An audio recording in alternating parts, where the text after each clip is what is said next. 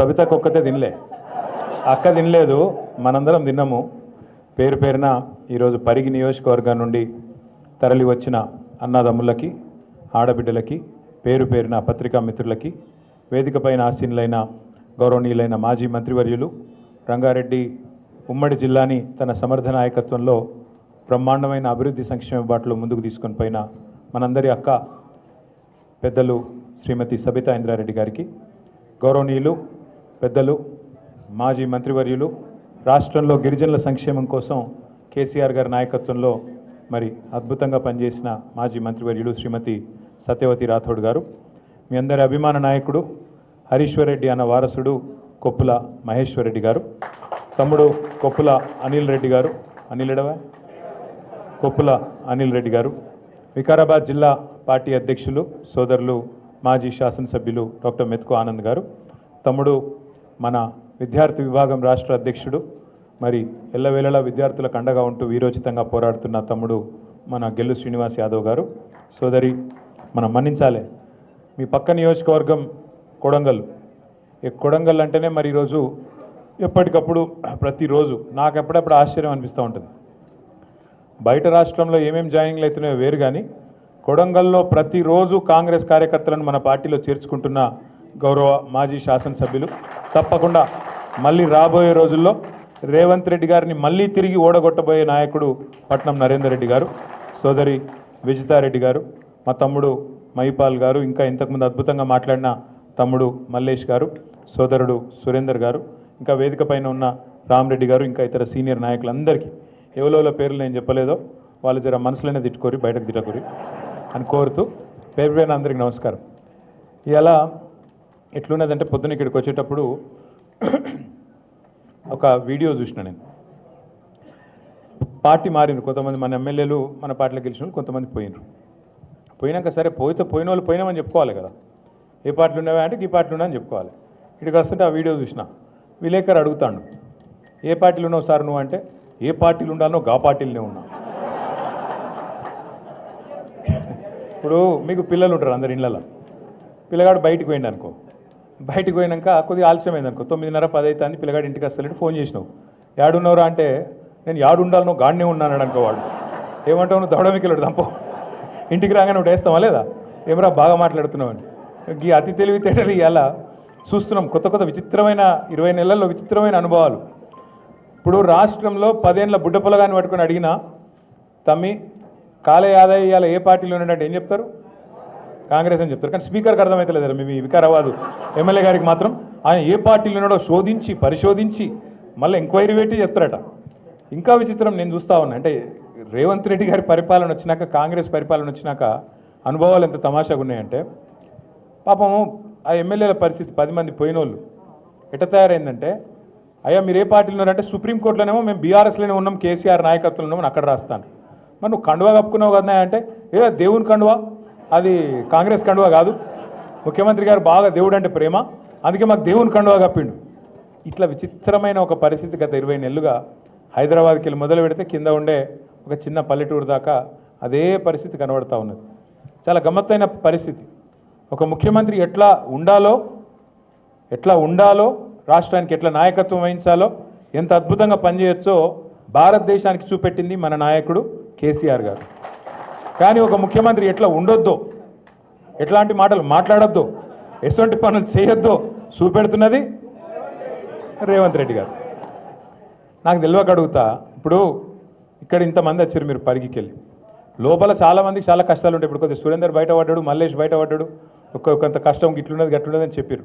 కానీ కడుపులో ఏమున్నా, ఆఖరికి జేబులో పైసలు లేకపోయినా, బాగా అప్పులున్నా, ఒక్కొక్కరి నెత్తి మీద 50 లక్షల కోటి రూపాయలు అప్పున్నా, లోపల బనీని చినిగిపోయినా, బనీని పొక్కలు పడ్డా, బయటికి మాత్రం కడకంగి కద్దరంగి వేసుకొని షాన్ మే ఫరక్ నియానా అని చెప్పి బయట తిరుగుతాం, అంతేనా? అట్లే ఉంటామా లేదా? ఎందుకంటే అట్లా ఉంటేనే మళ్ళీ ఎవడన్నా పైసలు ఇచ్చి ఇస్తాడు, లేకపోతే ఎవడిస్తాడు అప్పు, మళ్ళీ ఎవడు ఇయ్యాడు కదా.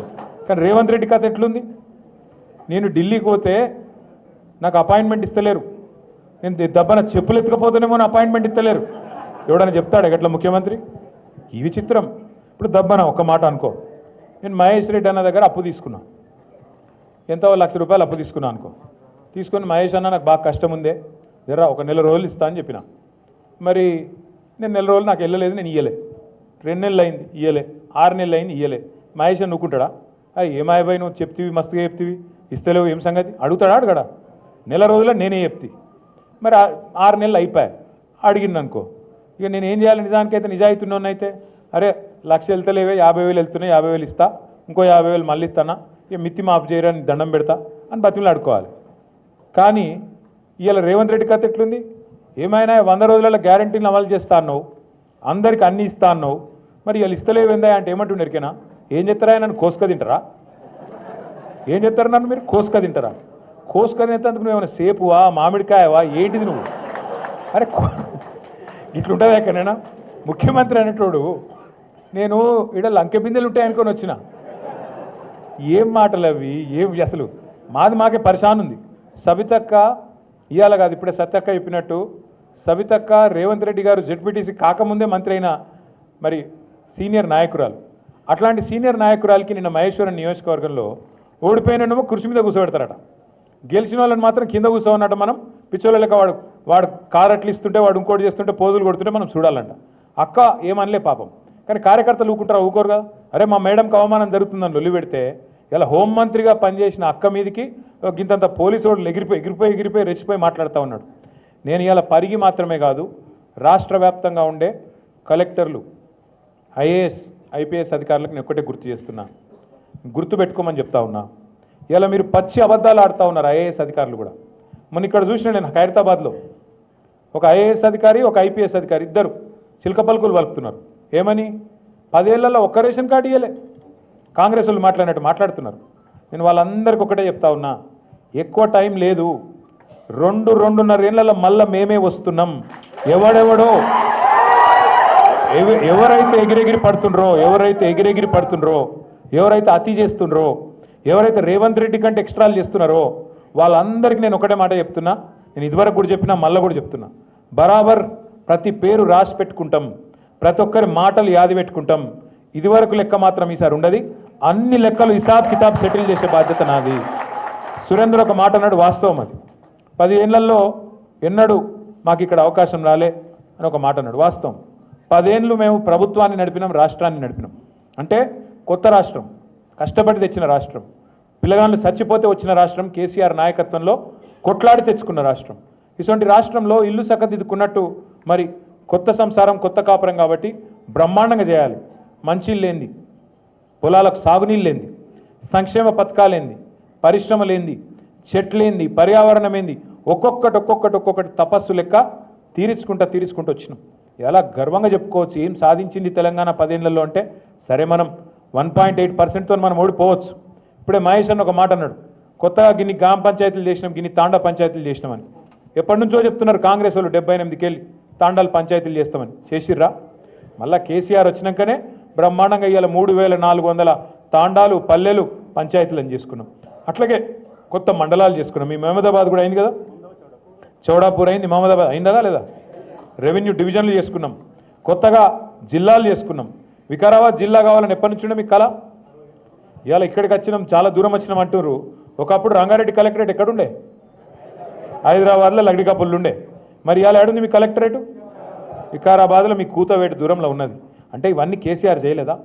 చేసుడే కాదు, స్వయంగా ఈరోజున్న మంత్రి కోమటిరెడ్డి వెంకటరెడ్డి చెప్పిండు, మన కలెక్టరేట్లు ఉన్నట్టు కొన్ని రాష్ట్రాల సెక్రటేరియట్లు కూడా ఉన్నాయని చెప్పి నేను చెప్పుడు కాదు, స్వయంగా ఇయ్యాలున్న మంత్రి కోమటిరెడ్డి వెంకటరెడ్డి భువనగిరిలో చెప్పినాడు.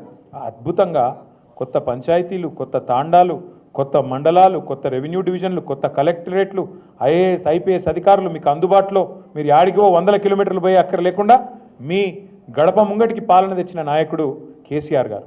అది మాత్రమే కాదు, ప్రతి గ్రామంలో భారతదేశంలో ఎక్కడ కూడా లేదు ఇవాళ మన దగ్గర ఉన్న పరిస్థితి. నర్సరీలు, పల్లె ప్రకృతి వనాలు, ఇంటి ముంగట నల్ల, అట్లాగే బ్రహ్మాండంగా ప్రతి ఊళ్ళో ఒక రైతు వేదిక, ప్రతి ఊరిలో ఇవాళ ప్రకృతి వనంతో పాటు డంపింగ్ యార్డు, అట్లాగే శ్మశాన వాటిక, వైకుంఠధామం ఎక్కడ ఉన్నాయా భారతదేశంలో? ఎవరన్నా ముఖ్యమంత్రి ఇంత సూక్ష్మంగా ఆలోచించినోడు ఉన్నాడా? పల్లె ప్రగతి, పట్టణ ప్రగతి ఇంత పెద్ద ఎత్తున ఆలోచించి ఇవాళ ఈ వర్గం ఆ వర్గం అని కాదు, రైతులు కడుపులో పెట్టుకుని చూసుకున్నారు కేసీఆర్ గారు. 24 గంటలు కరెంటు వ్యవసాయానికి ఉచితంగా ఇచ్చిన ముఖ్యమంత్రి భారతదేశంలో ఎవరైనా ఉన్నారా? స్వాతంత్రం వచ్చినాక ఒక్కడు కేసీఆర్. 73,000 కోట్ల రూపాయలు రైతుల ఖాతాల్లో 11 విడతల్లో జమ చేసిన నాయకులు ఇంకెవరైనా ఉన్నారా భారతదేశంలో ఇప్పటి వరకు? కేసీఆర్ తప్ప. మరి నేను అడుగుతా ఉన్నా, ఇవాళ తప్పెవరిది? మనది, కార్యకర్తలది. సార్ పనిచేసిండు, కానీ ప్రజలకు అర్థమయ్యేటట్టు చెప్పుట్లో మనం ఫెయిల్ అయినాం, మనం విఫలమైన. ప్రజలకు మనం చెప్పుకోలే, వికారాబాద్ జిల్లా చేసినామని చెప్పుకోలే, బ్రహ్మాండంగా కొత్త పంచాయతీలు చేసినామని చెప్పుకోలే, తాండాలకు మరి ఇవాళ 6 నుంచి 10% రిజర్వేషన్ గిరిజనులకు పెరిగిందని మనమే చెప్పుకోలే. ఏ రకంగా ఇవాళ తెలంగాణలో 10 ఏళ్లలోనే ఎన్ని విషయాల్లో మనం ముంగటికి పోయినామో చెప్పుకోలేకపోయినాం. అవతలోడు ఏం చేసిండు, దాన్ని అండగా పెట్టుకుని మనం చెప్పుకోలే. అవతలోడు వచ్చి ఆశ చూపెట్టిండు. కేసీఆర్ 2,000 ఇస్తుండా, నేను 4,000 ఇస్తా. కేసీఆర్ లగ్గానికి 1,00,000 రూపాయలు ఇస్తుండా, నేను మీదికెళ్ళి తులం బంగారం ఇస్తా. కేసీఆర్ ఇచ్చే 1,00,000 రూపాయలు పెళ్ళి అయిపోయినాక, లగ్గం అయిపోయినాక 2 నెలలకు వస్తున్నాయి. అదే నేను వచ్చినా అనుకో, నువ్వు పత్రిక పెట్టుకో, పత్రిక పెట్టుకున్న రోజే నీకు మళ్ళా తులం బంగారం వస్తుంది, 1,00,000 రూపాయలు వస్తాయి. ఇట్లా కథలు చెప్పే వరకు పాపం నమ్మిండ్రు, నమ్మి ఇవాళ బాధపడతా ఉన్నారు. మీరు నేను మనందరం కార్యకర్తలుగా మనందరం చేయాల్సింది ఒకటే పని. ఎందుకంటే అధికారం కోసం ఇంకో దానికోసమో కాదు. సరే, కేసీఆర్ గారు మళ్ళీ గెలిస్తే ముఖ్యమంత్రి అవుతారు. ఆయన ఇప్పటికే 10 ఏళ్ళు ముఖ్యమంత్రి చేసిండు. ఆయనకేం కొత్త పదవి కాదు, ఆయనకేం కొత్త పదవి రాదు. కానీ పాడైపోతున్న తెలంగాణ, కష్టపడి తెచ్చుకున్న తెలంగాణలో ఇలా ఈ దుర్మార్గులు చేస్తున్న నిర్వాకం, ఈ దుర్మార్గుల ప్రవర్తన వల్ల మళ్ళొక్కసారి 10-15 ఏళ్ళు వెనుకపోయే పరిస్థితి ఉన్నది. అందుకే మళ్ళీ తెలంగాణను పట్టాలెక్కియాలంటే ఒక్కటి మన ముంగటున్నది, అది కేసీఆర్ గారి నాయకత్వమే తప్ప ఇంకోటి కానే కాదు. అందుకే కార్యకర్తలుగా మీరు నేను అందరం కలిసి పనిచేద్దాం. ఏమేం పాడైపోయింది అని మీరు అడగచ్చు. ఒక్కటే మాట నేను అడుగుతా ఉన్నా, మీరు చెప్పండి నాకు. పరిగిలో మీ వికారాబాద్ జిల్లాలో కేసీఆర్ ఉన్నప్పుడు భూముల ధరలు ఎట్లున్నాయి, ఇవాళ ఎట్లున్నాయి? పెరిగినాయా తగ్గినాయా? బాగా పెరిగినాయని మీ దగ్గర? అంటే ముఖ్యమంత్రి నియోజకవర్గం పక్కనే ఉన్నారని బాగా పెరిగినాయా? మీ కొడంగల్ పెరిగినాయా బాగా? ఒక్క పరిగి కొడంగల్ కాదు, రాష్ట్రంలో ఎక్కడ కూడా ఇలా ఏ ఒక్క మనిషి కూడా సంతోషంగా లేడు.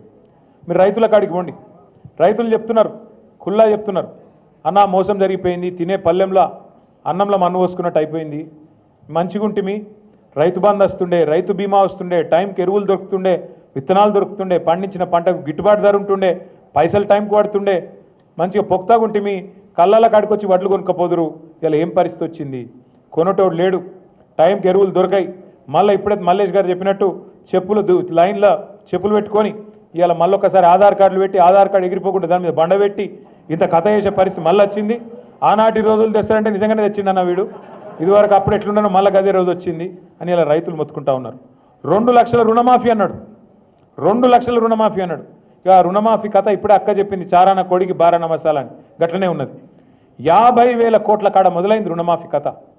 బ్యాంకులలో నిలిచి మీటింగ్ పెడితే వాళ్ళు చెప్పారు, సార్ మొత్తం నువ్వు చెప్పినట్టు 2 లక్షలు రుణమాఫీ చేయాలంటే 50,000 కోట్లు కావాలని చెప్పారు. 50,000 కోట్లు అంటే ముఖ్యమంత్రి రేవంత్ రెడ్డి గారు మొదలు డైలాగులు కొట్టిడే, చేసేద్దాం, ఎడమ చేత్తో చెప్తా, కుడి చేత్తో చెప్తా అన్నాడు. అన్నంకి ఏమైంది? తెల్లారి వరకు అర్థమైంది, అబ్బో ఇదేదో ఉంది, మనం ఏదో నరికినం ఇష్టం వచ్చినట్టు, కానీ ఇక్కడ అట పరిస్థితి లేదు అనుకొని తెల్లారే 50,000 కోట్లని ఒకరోజు చెప్తారు, తెల్లారే ముఖ్యమంత్రి గారు ఇంకెక్కడో మాట్లాడుకుంటే చెప్పేసిండు. ఏమున్నదా, ఒక్క సంవత్సరం కడుపు కట్టుకుంటే 40,000 కోట్లు ఇట్లా వస్తాయి, ఇట్లా వాడేస్తా, రుణమాఫీ చేస్తా అన్నాడు. తెల్లారి వరకే 10,000 కోట్లు మాయం. 40,000 అన్నాడు, పో 40,000 చేస్తాడేమో అనుకున్నాం.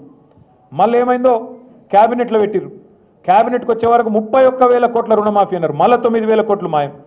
ఆడికి వెళ్ళి అసెంబ్లీకి వచ్చింది బడ్జెట్లో పెడితే 26,000 కోట్లు, ఇంకో 5,000 కోట్లు మాయం.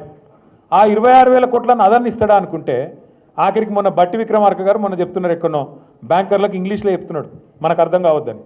ఏమని? అరే మేము పైసలు ఇద్దామనుకుంటే 12-11,000 కోట్లు కూడా పడలేదా ఇంకా ఈ ఖాతాలల్లా అని. ఏడ మొదలైంది కథ? 50. ఆఖరికి ఇచ్చింది ఎంత? 11-12. అంటే ఎంత? చారాన కోడికి బారానా మసాలా, గట్లున్నది ఇవాళ. అందుకే రైతులు ఇవాళ పిచ్చి కోపం మీద ఉన్నారు. రైతు బీమా లేదు, రైతు బంధు రాదు. కేసీఆర్ ఉన్నప్పుడేమో రైతు బంధు టింగ్ అని పడుతుండే, ఇప్పుడు మంచిగా బ్రహ్మాండంగా నాట్లప్పుడు పడుతుండే. రేవంత్ రెడ్డి వచ్చినాక ఓన్లీ ఓట్లప్పుడు మాత్రమే పడుతుంది. పార్లమెంట్కి ఒక తాప, ఇప్పుడు పంచాయతీ ఎలక్షన్ ఉంది కాబట్టి ఇంకోసారి మళ్ళీ 7. కాబట్టి ఇప్పుడు సౌండ్ మారింది. ఇదివరకు టింగు ఉంటే ఇప్పుడు టకీ అట సౌండ్ మార్చిండు రేవంత్ రెడ్డి. టకీ అని మంచిగా పడితే బాగుండు, నాట్లప్పుడు పడాలి, ఓట్లప్పుడు కాదు కదా. నేను మీకు ఇవాళ చెప్తున్నా, రాసి పెట్టుకోండి, యాది పెట్టుకోండి. నేను చెప్తున్నా, కేసీఆర్ గారు ఆనాడు చెప్పిండి, నేను మళ్ళీ ఇవాళ చెప్తున్నా. కేసీఆర్ ఎలక్షన్లో అప్పుడు చెప్పిండు కాంగ్రెస్ గెలిస్తే రైతు బంధుకు రామ్ రామ్ అవుతుంది అని చెప్పిండు. నేను ఇవాళ చెప్తున్నా, ఈ ఒక్క ఎలక్షన్ల గండం దాటిందంటే రైతు బంధు ఖచ్చితంగా ఎత్తేస్తాడు, ఖచ్చితంగా మనకి ఇయ్యడు, యాది పెట్టుకోండి. కాంగ్రెస్ వాళ్ళు ఆల్రెడీ డిసైడ్ అయ్యిండ్రు, క్యాబినెట్లో చర్చ అయ్యింది, మనం ఎట్లన్నా చెప్పి దీన్ని ఎత్తేయాలి, ఇది ఉంచితే మనం ముందు ఉండము. ఎందుకంటే ఎన్నిసార్లు పైసలు ఇచ్చినా కేసీఆర్కే పేరెత్తాంది, మనకు పేరు వస్తలేదు. రైతు బంధు అనగానే కేసీఆర్ యాదికి వస్తుండు, మనం యాదికి వస్తలేము, కాబట్టి ఇది పెట్టి లాభం లేదు, తీసేయాలని వాళ్ళు ఆల్రెడీ డిసైడ్ అయ్యిండ్రు. అదొక్కటే కాదు, రైతులు ఒక్కరే కాదు, ఇలా మా ఆడబిడ్డలు నెలకు ఏం చెప్పిండు, 2500 కోడలకు 2500, అత్తకు అరే 4000 రయ్యా, తక్కువ చేస్తారు. అత్తకు 4000, కోడలకు 2500. ఇవాళ అత్తకు కోడలకు పంచాయతీలు అవుతున్నాయి ఇళ్ళల్లో. మొన్ననే నేను అక్కడ దాని పేరు కోదాడ పోయినా. కోదాడ పోతే మన నాయకుడు ఒక ఆయన ఇంట్లో శుభకార్యం జరిగింది, పెళ్ళి అయిందంటే పోతే అత్త కోడలు కొద్దిగా ఏదో కొట్లాడుకున్నట్టున్నారు, సీరియస్గా ఉన్నారు, మాట్లాడతలేరు. నేను ఫోటో దిగుతందుకు నన్ను దగ్గర రమ్మన్నారు, అటు ఇటు నిలబడ్డా. నేను అత్త కోడలను చూస్తలేదు, కోడలు అత్తలను చూస్తలేదు. నాకు డౌట్ వచ్చింది, ఏదో తేడా ఉంది వ్యవహారం అని అడిగిన అత్తను. ఏందమ్మా ఏదో ఒకళ్ళ కోపంగా ఉన్నావు, ఏం సంగతి అంటే ఏం తెచ్చింది కోడలు, నెలకు 2500 వస్తుంది అనుకున్నా, ఏం లానే లేదు, కొత్త కోడలు వస్తే అని ఆయమంటుంది. అనగానే కోడలి పిల్ల కూడా బాగా గడుస్తుంది. అత్త నీకు 4000 అని నీకు వచ్చిందా, నువ్వు తెచ్చినావా అంటే నేను అనుకున్నా, వామ్మ రేవంత్ రెడ్డి ఎంత పని చేస్తేవిరా అయ్యా, ముందే ఎంత పని చేస్తుంది, అత్తా కోడలకు పంచాయతీలు కూడా పెడుతున్నావు కొత్తగా నీ వల్ల. ఇటువంటి పరిస్థితి అలా ఒక కోదాడలనో ఒక పరిగిలనో కాదు, రాష్ట్రం అంతటా ఉన్నది. మోసం కాని వ్యక్తి, మోసపోని వ్యక్తి ఈరోజు రాష్ట్రంలో ఎవరూ లేరు. నిన్న మీరు చూడొచ్చు, ఢిల్లీకి పోయిండు రేవంత్ రెడ్డి గారు, ఆయన ప్రభుత్వం మొత్తం. ఒక ముఖ్యమంత్రి ఢిల్లీకి పోతే, ఒక నాయకుడు దమ్మున నాయకుడు ఢిల్లీకి పోతే ఏం చెప్పాలా, బీసీ రిజర్వేషన్ల విషయంలో పోతున్నా నేను తీసుకునే వస్తా అని చెప్పాలి. కేసీఆర్ ఎట్లా చెప్పిండు, నేను ఆంధ్రప్రదేశ్ నుంచి పోతున్న ఢిల్లీకి, తిరిగి తెలంగాణలోనే కాలు పెడతా అన్నాడా లేదా, తెచ్చిండా లేదా? ఒక గది దమ్మున నాయకుడు చేసే పని. మరి రేవంత్ రెడ్డి గారు ఏమన్నారు, నేను చేస్తా, ఇది చేస్తా, అది చేస్తా అని పోయిండు.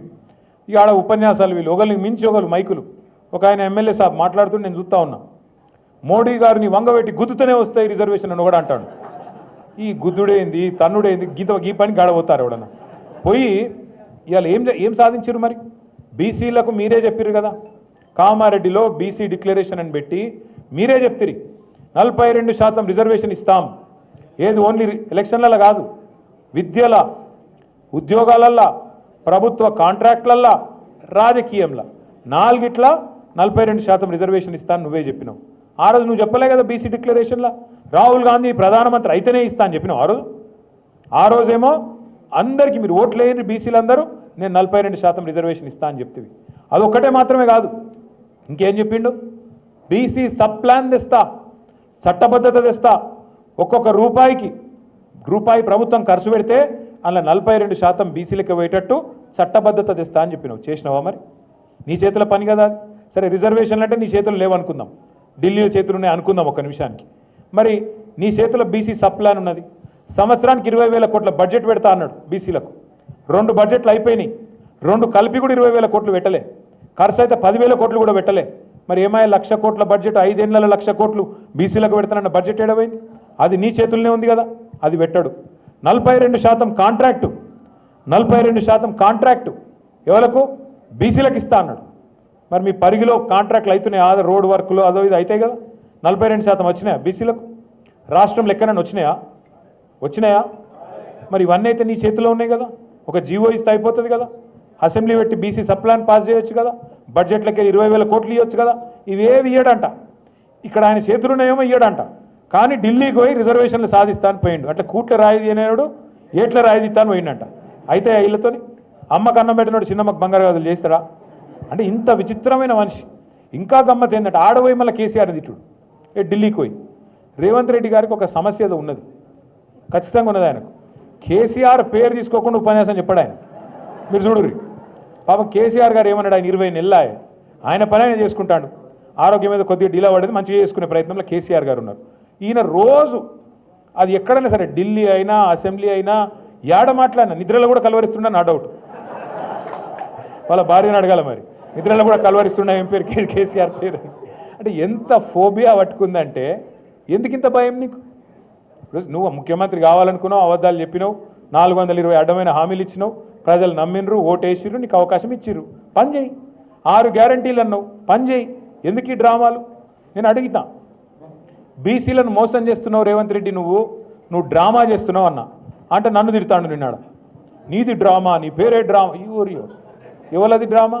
నేను అంటున్నా ఇవాళ రేవంత్ రెడ్డి గారు, రాహుల్ గాంధీతో నీ దోస్తీ ఒక పెద్ద డ్రామా, మోడీ గారితో నీ కుస్తీ ఇంకా పెద్ద డ్రామా, చంద్రబాబుతో నీ దోపిడి, చంద్రబాబు చేస్తున్న జల దోపిడీ విషయంలో నువ్వు ఫైటింగ్ చేస్తున్నట్టు చేసుడు అది పెద్ద డ్రామా, నీ మేనిఫెస్టో ఒక పెద్ద డ్రామా, నీ డిక్లరేషన్ దానికంటే పెద్ద డ్రామా, అన్నిటికీ మించి అసలు నువ్వు కాంగ్రెస్ పార్టీలో ఉంటావని నమ్మించుడే దానికంటే పెద్ద డ్రామా. అరే రే రే రే ఎట్లా నమ్ముతారో నాకైతే అర్థం కాదు. ఈ మనిషిని తెలిసినాక, ఈ మనిషిని చూసినాక ఎట్లా నమ్ముతారో నాకు అర్థం కాదు.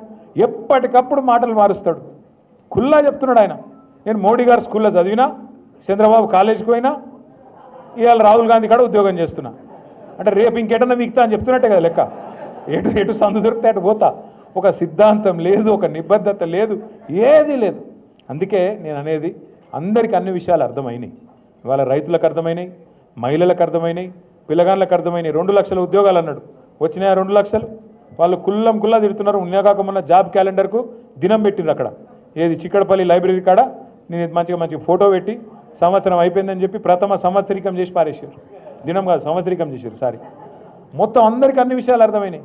కొడంగల్లో సొంత నియోజకవర్గంలో విషయం అర్థమైంది కాబట్టే ఇలా కాంగ్రెస్లో ఎవరు ఉండే ప్రయత్నంలో లేరు. నేను మీ అందరినీ కోరేది ఒకటే, మీ అందరికి చెప్పేది ఒకటి మనసుకి ఎక్కించుకోండి. పెద్దలు ఒకటే చెప్తారు, ఎక్కడ కోల్పోయిన దాన్ని అక్కడనే దేవులాడుకోవాలి, అక్కడనే వెతుక్కోవాలి. ఇవాళ మనం పరిగిలో కోల్పోయినాం. మీరు ఇంకేదో నేల విడిచి సాము చేసి పక్కన కొడంగల్ పోయి యుద్ధాలు చేసేదేం లేదు. మీరు పరిగోళ్ళు, మీరు ఎట్లయితే ఇందాక మహేష్ అన్న చెప్పిండో, మేము 30 ఏళ్ళకి వెళ్ళి మొత్తం జెడ్పీటీసీలు ఎంపీపీలు గెలుస్తున్నామని చెప్పిండు. మీరు ఒక్క పని చేయండి. సురేందర్ బాధపడ్డాడు, మల్లేష్ బాధపడ్డాడు, పోలీసుల జాస్తి ఎక్కువైంది, జులుం ఎక్కువైంది, ట్రాక్టర్లు గుంజుకపోతాను, జేసీబీలు గుంజుకపోతాను. నేను మీ అందరికి చిన్న ఉపాయం చెప్తే అది ఫాలో కానీ అంతే. రేపు ఎన్ని మండలాలు ఉన్నాయి నీకు? 7 మండలాలు ఉన్నాయి, ఒక మున్సిపాలిటీ ఉంది మీకు.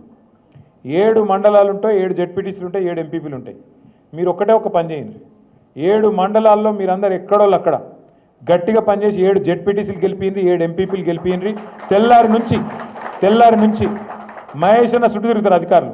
అన్న మీ గవర్నమెంటే వస్తుంది, దండం పెడతారు, రేపు మళ్ళీ పోస్టింగ్ ఇవ్వాలి నాకు, ఎట్లనే చేసి మళ్ళీ సబితక్క దగ్గర తీసుకపో, కేసీఆర్ సార్ దగ్గర తీసుకపో, నాకు మంచి పోస్టింగ్ ఇప్పి, ఈ 2-3 ఏళ్ళు నేనే ఉంటా మీకు మొత్తం మీ కార్యకర్తలను కంటికి రెపలా కాపాడుకుంటా అని మీ చుట్టూ తిరగకపోతే రాజకీయం మొత్తం మీరు వచ్చి నన్ను పట్టుకోండి. మీరు చేయాల్సింది ఏంది? క్యా కర్నా ఆప్ లోగోं को? గట్టిగా గుద్ది గెలవాలి, గెలిపియాలి కాదు, గుద్ది గెలవాలి. ఈ ఎలక్షన్ మీ ఎలక్షన్. మొన్న మహేష్ అన్న కోసం మీరు కష్టపడ్డారు, ఇలా మహేష్ అన్న మీకోసం కాలికి బల్పం కట్టుకొని 7 మండలాలు తిరుగుతాడు. మహేష్ అన్నతో పాటు, సబితక్కతో పాటు మేమందరం కూడా మీకు అండగా నిలబడతాం. మీకు పార్టీ వైపు నుంచి పూర్తి సహాయ సహకారాలు మేము అందిస్తాం. ఇక్కడ 5 ఏళ్ళకు ఒకసారి మీకు వచ్చే మోక గిది. ఇలా వాడు కాంగ్రెస్ వాడు మోసం చేయొచ్చు రిజర్వేషన్లు అని చెప్పి, ఇంకొక రకంగా చేయొచ్చు. నేను మీకు మాటిస్తా ఉన్నా, పరిగిలో తప్పకుండా సామాజిక న్యాయం చేస్తూ, ఎక్కడికక్కడ బలహీన వర్గాలకు పెద్దపీట వేస్తూ, మీకు వాళ్ళు చెప్పే 42% కంటే ఎక్కువ ఇచ్చుకునే బాధ్యత పరిగిలో కానీ ఇంకితర నియోజకవర్గాల్లో కానీ స్థానికంగా మనది అని చెప్పి కూడా నేను విజ్ఞప్తి చేస్తా ఉన్నా. మీరు చేసేది ఒక పని, మీరు దయచేసి నేల విడిచి సాము చేయకండి. చాలామంది మన నాయకులు ఎట్లుంటారంటే, చాలామంది నేను మండల నాయకుడిని, నేను జిల్లా నాయకుడిని, నేను రాష్ట్ర నాయకుడిని కాబట్టి నేను మొత్తం తిరుగుతా అంటారు. మొత్తం తిరుగుతా నడవదు. ముందు ఇంట గెలిచి రచ్చగెలువు. ఫస్ట్ నీ డబ్బా, నీ బూత్ ఏదైతుందో అందులో మెజారిటీ చూపెట్టు. నువ్వు రాష్ట్ర నాయకుడు కావచ్చు కాక, కానీ ఫస్ట్ నీ ఊరు సర్పంచ్, నీ ఎంపీటీస్ గెలిపించుకుంటేనే కదా నీకు కదర్ ఉండేది. నువ్వు అది చేయకుండా నేను మొత్తం దేశం తిరుగుతా, నేను మొత్తం రాష్ట్రం తిరుగుతా, నేను వికారాబాద్ జిల్లా అంతా చుట్టుకొస్తా, ఏమద్దు. నీ ఊళ్ళో నువ్వు ఎంపీటీసీ గెలిపి, సర్పంచ్ గెలిపి, నీ బూత్లో మెజారిటీ తీసుకురా, అప్పుడే నువ్వు దార్కార్ లీడర్ అని నేను ఒప్పుకుంటా. లేకపోతే మాత్రం ఎన్ని డైలాగులు కొట్టినా లాభం లేదని నేను కూడా అనుకోవాల్సి వస్తుంది.